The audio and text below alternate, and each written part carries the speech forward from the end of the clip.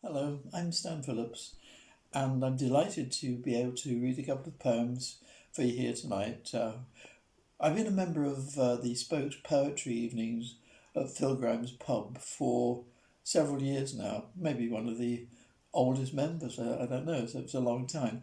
But we've loved going there, meeting people, fellow poets, reading our works to people who know the lonely furrow that poets plough. And during lockdown, while we've not been able to go, it has been a challenging experience. But I'm sure we're all writing away and doing the best we can.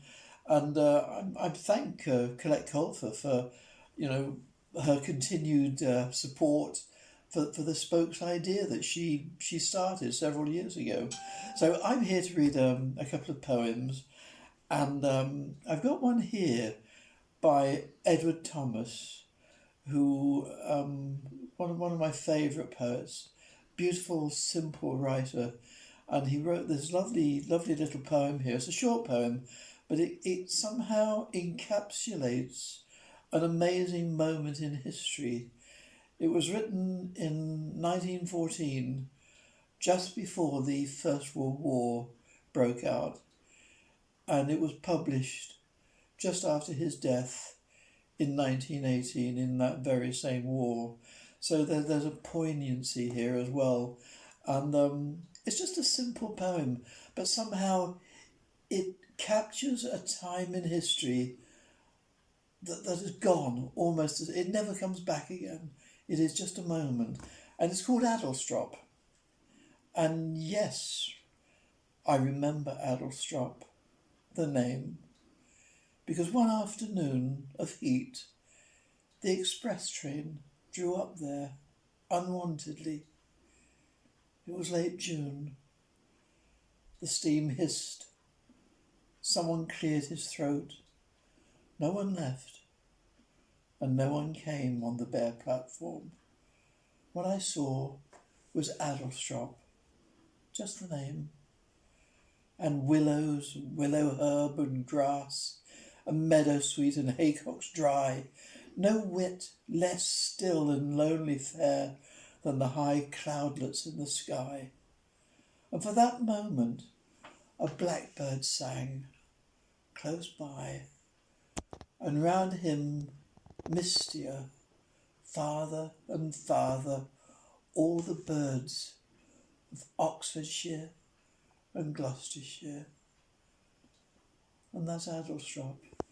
Lovely poem by a very special writer. And as I say, they encapsulate that wonderful moment. And now I'm going to read one of my own. And this was written on one of my first trips to Kerry, that wonderful part of Ireland that everybody knows and loves. And it just talks about a journey that we made. And I'll read it to you now. One day, while you are young, before you get too old to regret the things you never did, you should get into the car or onto a bus or even a bike and take a trip from Killarney to Kenmare. Do it in the summer when the leaves are dappled gold and the branches of the trees are entwined in a gentle embrace. And you will see the land as it tumbles away from the mountains and the lakes sparkling with the joy of, well, just being. Drive along the winding roads and be astonished as somehow all you see fills you with a strange yearning, an inexplicable longing that is beyond comprehension. But do it while you're young, lest the glory of it breaks an aging heart.